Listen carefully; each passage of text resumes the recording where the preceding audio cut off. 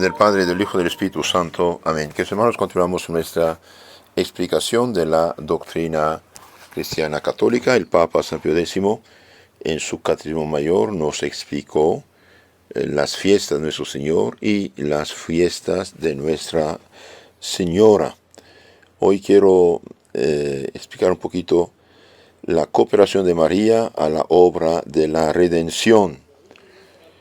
Aunque Cristo es el único mediador entre Dios y los hombres, lo dice San Pablo, 1 Timoteo 2:5, aunque Cristo es el único mediador entre Dios y los hombres, pues Él solo, por medio de su muerte en la cruz, logró la reconciliación perfecta entre Dios y los hombres. Con todo, no se excluye por eso la existencia de otra mediación subordinada a la mediación de Cristo.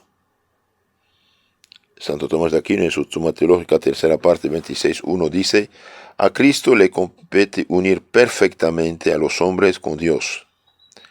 De ahí que únicamente Cristo sea el mediador perfecto entre Dios y los hombres, pues por su muerte reconcilió a la humanidad con Dios. Pero ello no hace obstáculo para que también a otros podamos llamarlos en cierto sentido mediadores entre Dios y los hombres, por cuanto cooperan dispositiva o miseralmente a la unión de los hombres con Dios. Por ejemplo, Dios es nuestro creador, pero nos ha creado mediante nuestros padres como ministros, ayudantes suyos. Entonces, el único mediador por oficio es Cristo, pero hay mediadores secundarios que colaboran también con Cristo. Ya en la época patrística se llamó María medianera, Mesites, mediatrix en latín, en griego, Mesites, medianera. Reza así una oración atribuida a San Efrén de Siria: después del mediador eres medianera de todo el universo. Después del Salvador eres medianera, tú también colaboras. Claro, María recibe de Cristo. El título de medianera se le concede también a la Virgen en documentos oficiales de la Iglesia. Por ejemplo, en la Bula Ineffabilis de Pío XI, 1854, en las encíclicas sobre Rosario, Ad Utricem et Fidentem, de León XIII, en la encíclica Diem Illum de Pío X, 1904, ese título ha sido acogido igualmente en la liturgia al ser introducida la festividad de la Bienaventurada Virgen María, medianera de todas las gracias, en 1921. Entonces, María es llamada medianera de todas las gracias en doble sentido.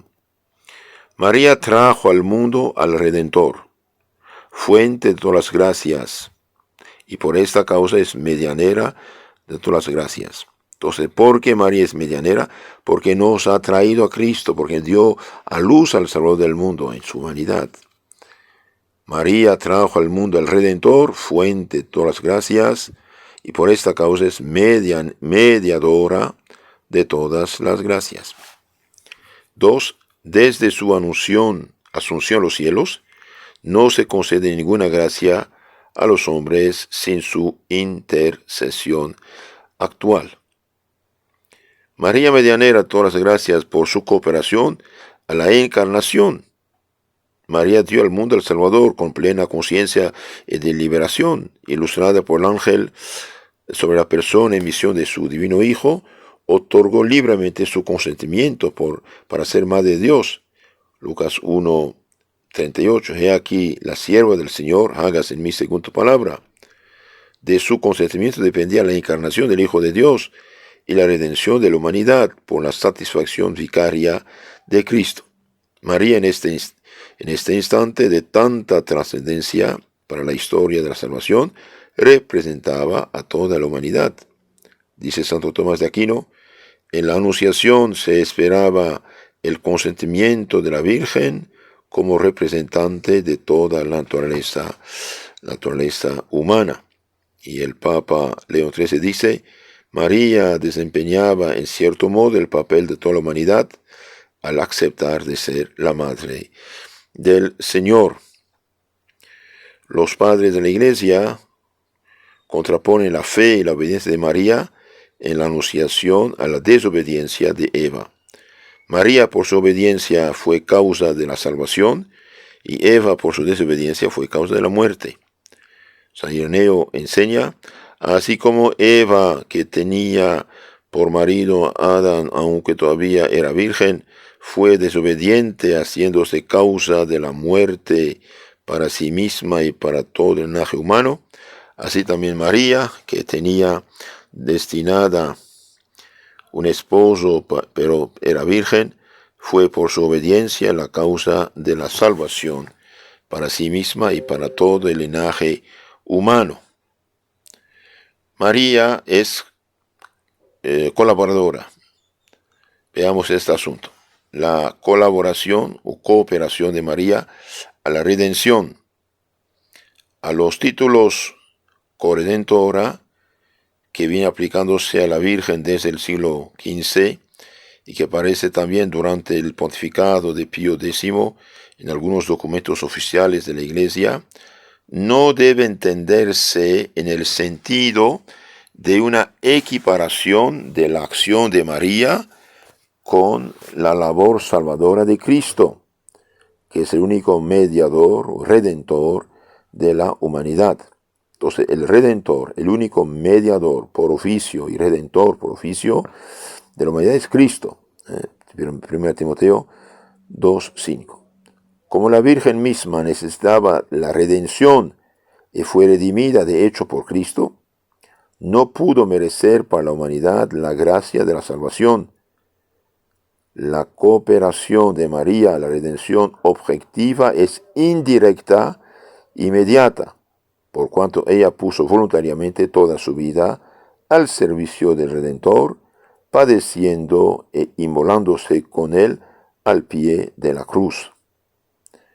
Como observa el Papa Pío XII en su encíclica Mystici Corporis, la Virgen, como nueva Eva, ofreció en el Gólgota al Padre Eterno a su Hijo, juntamente con el sacrificio total de sus derechos y de su amor, que le correspondían como madre de aquel hijo. Como el citado Papa dice en la encíclica Concilio Apostólica Munificentissimus Deus, María como nueva Eva es la augusta asociada de nuestro Redentor.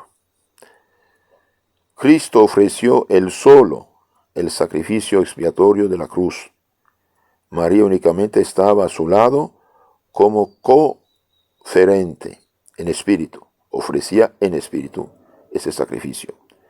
De ahí que a María no le correspondía el título de sacerdote, cuya aplicación desaprobó expresamente el Santo Oficio en 1916 y 1927. Entonces, no se puede llamar a María sacerdote, no lo es.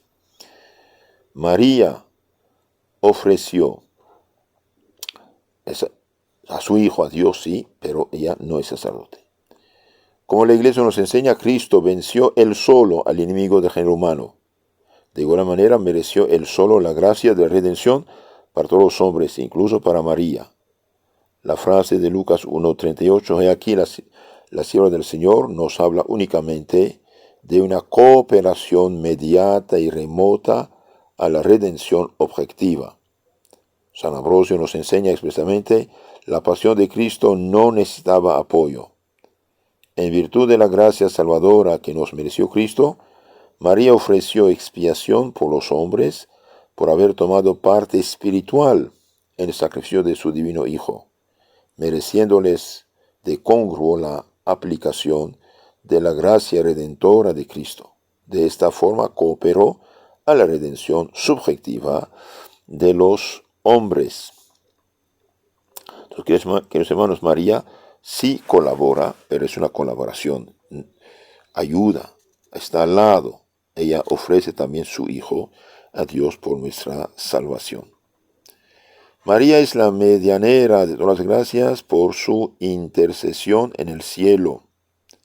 Desde que María entró en los cielos, está cooperando en que sean aplicadas a los hombres la gracia de la redención. Ella participa en la difusión de las gracias por medio de su intercesión maternal, que es inferior, sin duda, en poder a la intercesión sacerdotal de Cristo, pero está a su vez muy por encima de la intercesión de los demás santos. Los últimos papas han hecho manifestaciones en favor de esta doctrina. León XIII dice en su encíclica sobre el Rosario, Octobrimense 1891, de aquel inmenso tesoro de todas clases de gracias que el Señor nos trajo, Dios ha dispuesto que no se nos conceda ninguna, si no es por medio de María, de suerte que así como nadie puede llegar al Padre si no es por el Hijo, así también ninguno puede llegarse al Cristo si no es por María. Todas las gracias que el Hacedor de todo bien se digna conceder a los pobres descendientes de Adán son difundidas por las manos de María, dice el Papa Benedicto XV. Y el Papa Pío X dice, llama a María dispensadora de todos los dones que nos mereció Jesús por su muerte y por su cruz. María es nuestra madre, por lo tanto, colaboró y colaborará en nuestra salvación. Todo lo recibe de Cristo nuestro Señor. Entonces, veneramos a María, queridos hermanos, por ser Madre de Dios y por lo tanto es la más grande de todos los santos.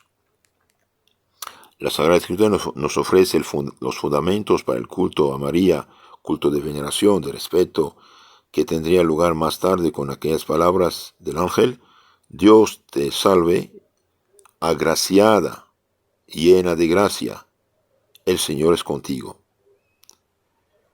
Y un santo dijo contra las sectas de su tiempo: a María hay que venerarla, respetarla, honrarla, amarla. Esto lo decía San Epifanio en los años 400. A María hay que venerarla, pero al Padre, al Hijo y al Espíritu Santo hay que tributarles adoración, es decir, reconocerlo como creador. A María nadie debe adorarla. Esto es la fe católica. A María hay que venerarla, amarla, honrarla. A Dios solo debe uno adorar. A María hay que venerar, nadie debe adorarla.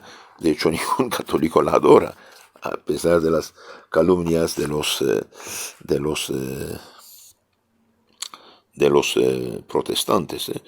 María no aleja de Jesús, al contrario, María lleva las almas a Jesús.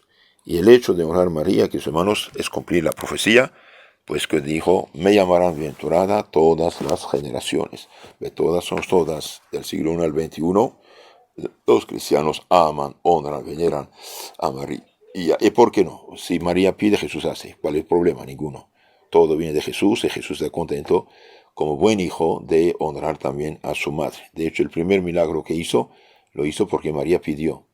No tiene vino, y a pesar de haber dicho que nos importa, somos solamente huéspedes aquí, invitados, el bien dijo: hagan todo lo que Él dirá. Y Jesús hizo el milagro convirtiendo el vino en agua. María, Madre de Dios, ruega por nosotros. Amén. En nombre del Padre, del Hijo, del Espíritu Santo. Amén.